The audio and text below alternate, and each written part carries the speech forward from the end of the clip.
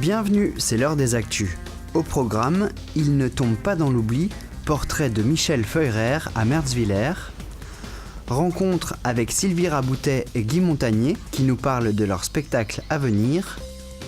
Mais tout de suite, les élèves sortent en boîte, présentation d'un dispositif pour l'apprentissage. Les élèves du collège Charles Munch sortent en boîte. La boîte, c'est l'entreprise Ernst au Sandholz. En présence des élus, la Chambre de commerce et d'industrie, le collège et l'entreprise se sont réunis pour la signature d'une convention qui a pour but de favoriser les relations entre le monde du travail et celui de l'enseignement. On a 40 apprentis, dont on parlera tout à l'heure.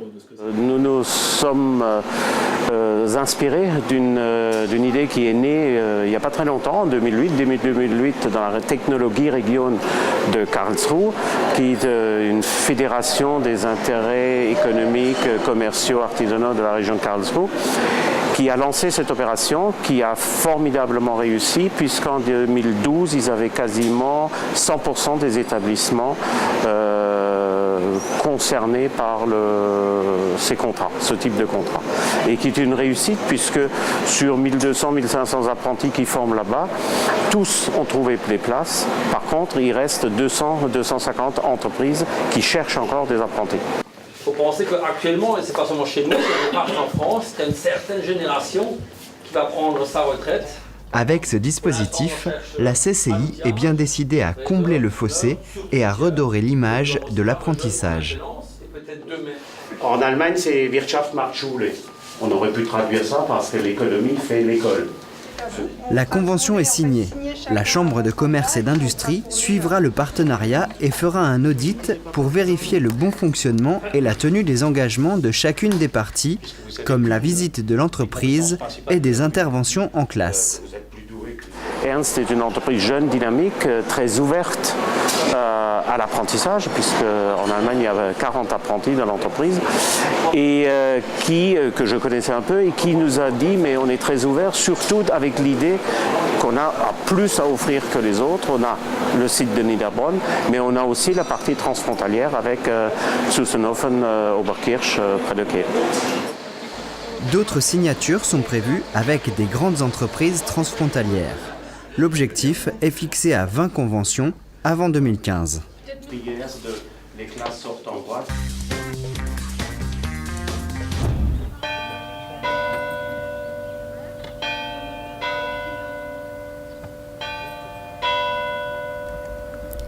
Comme une maman, un village natal est irremplaçable.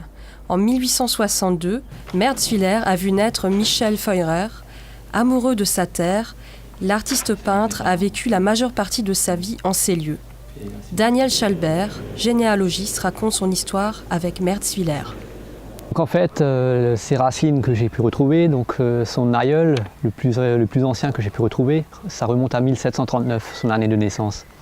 Donc il est originaire en fait de Swab, donc en Allemagne. Après, je ne suis pas allé plus loin pour faire des recherches plus approfondies. Mais en tout cas, il est né en 1739 et puis il est venu à Mertzwiller dans les années 1770, puisqu'il est décédé dans les années début 1800, 1812 par là. Son aïeul le plus direct.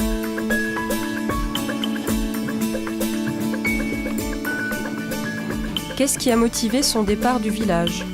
Simplement, Mertzwiller était un petit village, donc s'il voulait faire une carrière ou autre dans la peinture, il fallait effectivement aller plus loin, aller du côté de Strasbourg, où d'autres grands peintres étaient plus renommés. Parmi son œuvre, les peintures d'église tiennent une place importante, mais sa famille l'a aussi inspiré. Il aimait beaucoup peindre des vues de son village et également des représentations de membres de sa famille. Donc, comme par exemple le Noël alsacien, on voit effectivement, on retrouve des neveux et nièces. Aujourd'hui, l'artiste repose avec son épouse au cimetière de Mertzwiller, sous une croix toute simple. Sa mémoire est préservée au fil des générations. En 1988, Maurice Frey, son arrière-petit-neveu, a restauré ce chemin de croix. Après plus de 250 heures de travail, alors, pensez-vous que la famille de Michel Feurer perpétue son œuvre ? Aujourd'hui encore, nombreuses sont les personnes qui possèdent de ses œuvres. Mais malheureusement, beaucoup aussi ne le connaissent plus, ou très mal, puisque il Il était très digne, il n'aimait pas la notoriété, il aimait rester un petit peu anonyme. Et c'est comme ça en fait qu'il est aussi décédé, dans l'anonymat presque le plus total.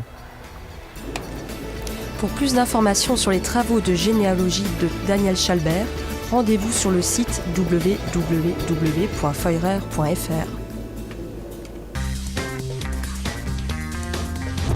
Bonjour à tous, bienvenue sur TV3V. Aujourd'hui, rencontre humoristique. Bonjour Guy Montagnier. Bonjour. Bonjour Sylvie Rabouté. Bonjour. Merci d'être présent sur ce plateau. Alors vous êtes ici parce que vous avez un spectacle, vous présentez un spectacle au Moulin Neuf le 10 mai à 20h30. Histoire drôle pour les couples, c'est vraiment drôle? De quoi ça parle? C'est vraiment couple en tout cas, parce qu'on est un vrai couple. C'est vrai.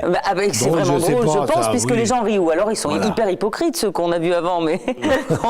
non, ils ont ri, sincèrement, je pense. Les histoires de couple sont toujours grotesques, donc forcément vous êtes obligés de rire.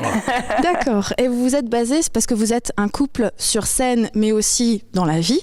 Oui, d'ailleurs, nous allons nous marier le 30 août. Le 30 août. Oui, parce qu'on s'aime, on s'est dit que c'était une bonne raison. C'est la seule qui vaille. C'est une histoire drôle ou c'est vraiment réel? Non, c'est vraiment vrai, mais c'est drôle quand même. Le 30 août. Félicitations. Oui, ce sera marrant, oui, parce qu'on a commencé il y a 11 ans, donc les essais étaient assez amusants. Oh, bon, on est content des essais. Oui, dans l'ensemble, on est assez content. En vol, hein. ça n'a pas explosé, donc...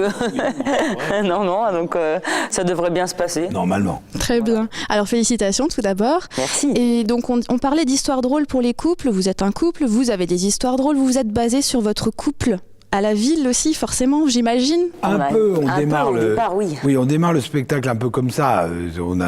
On est un couple effectivement qui s'amuse, qui rigole, mais qui aussi se dispute. Donc forcément, il y a toujours des normal, petits c'est la richesse de la vie de couple. Un couple qui se disputerait jamais, ce serait il n'y aurait pas de réconciliation, donc il n'y aurait jamais d'enfants. Ah, c'est le but alors, la réconciliation. Les enfants, c'est les réconciliations, t'exagères quand même. Alors justement, histoire drôle pour les couples, on en revient encore et toujours, c'est pour ça qu'on est là. Comment ça commence en fait? C'est vraiment le début du petit couple amoureux, tout est beau, et puis ça termine avec vraiment les gens plus âgés ou pas du tout? Non, on commence par le macho, parce que le macho, c'est quand même un élément fort du couple. Généralement, la femme est assez écrasée, en général. Ça dépend de la femme, je te le rassure tout de suite. Oh, ça va.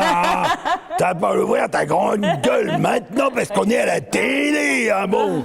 Faut tout de suite les casser, faut tout de suite. Alors, on parle de quoi exactement? On parle du couple dans son ensemble, ou alors vraiment des particularités peut-être physiques, psychologiques, alors si, puisque moments... on a une femme qui est plate comme une lime en sol, et son mec aime que les gros seins, donc c'est quand même un peu compliqué pour elle à gérer. Donc oui, ça peut arriver qu'on parle de problèmes physiques. En tout cas, pour Josette, c'est compliqué, oui, la vie, parce qu'elle aurait aimé avoir des gros seins. Donc là, dans sa quête du gros sein, elle rencontre beaucoup de cruauté. Il y a des particularités physiques, notamment dans le fait d'avoir une femme qui n'arrête pas de parler. Voilà, c'est souvent le cas.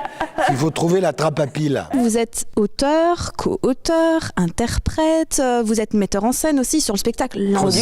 Producteur. Costumière. Graphiste, car nous avons fait l'affiche. Graphiste. D'accord.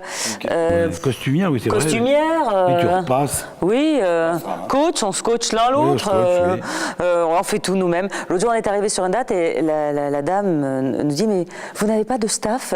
J'ai dit « Ah non. » Le staff, c'est nous. Non, le staff, c'est nous. C'est comme quand les journalistes nous demandent si on n'a pas d'attaché de stress. C'est pareil. Ah, l'attaché de stress, on ne l'a jamais faite, celle-là. Non, il faut pas. Et comment il est perçu par le public, ce spectacle? Bien, parce que les gens reviennent. Alors oui, ce qui est rigolo, c'est que oui, il y a eu des endroits où on est repassé, où les gens sont revenus. Donc je pense que ça leur a vraiment plu la première fois. Et le truc, c'est que les gens rient tout le temps, en fait. C'est vraiment un moment de détente familial. En plus, les gens viennent en famille. Ah oui, avec les parents, les enfants, les grands-parents. C'est vraiment la sortie qu'on peut faire en famille. Oui, parce qu'on ne dit jamais de grossièreté. Il y a jamais. Moi, j'ai jamais dit parce que je trouve que c'est trop facile de dire des saloperies. C'est vraiment n'importe qui peut dire des saloperies. Puis sur scène, c'est pas choquer possible. Tout. On n'est pas là pour choquer, on est là pour donner des émotions et faire que le public s'amuse et s'éclate et oublie toutes les conneries qu'il entend toute la journée dans les histoires de politique, machin. On s'en fout, ça n'a aucun Et en plus, il y a intérêt. des enfants dans le spectacle, il y a des couples d'enfants aussi. Voilà, il y a des enfants. On ne peut pas faire dire des horreurs par les enfants. Non, quelle horreur. Alors justement, vous êtes là pour amener la joie le 10 mai, je le rappelle, au Moulin Neuf à 20h30. Vous voulez quand même que les gens viennent, alors qu'est-ce que vous avez à leur dire aux prochains et aux futurs spectateurs? Viendez tous. J'aurais pas dit mieux. Alors merci Guy Montagnier, merci Sylvie Rabouté pour cette belle tranche de rigolade. On vous retrouve au Moulin Neuf le 10 mai à 20h30. Merci beaucoup et on compte sur vous. C'est pas ce que j'ai en ce moment. Ça fait une semaine que j'arrive pas à fermer l'œil. Toutes les nuits, je rêve qu'une équipe de souris dispute un match de football contre une équipe de mulots. Tu vas prendre mon somnifère, Eugène. Je vais t'en donner 10 gouttes dès ce soir. Oh non, pas ce soir, c'est la finale.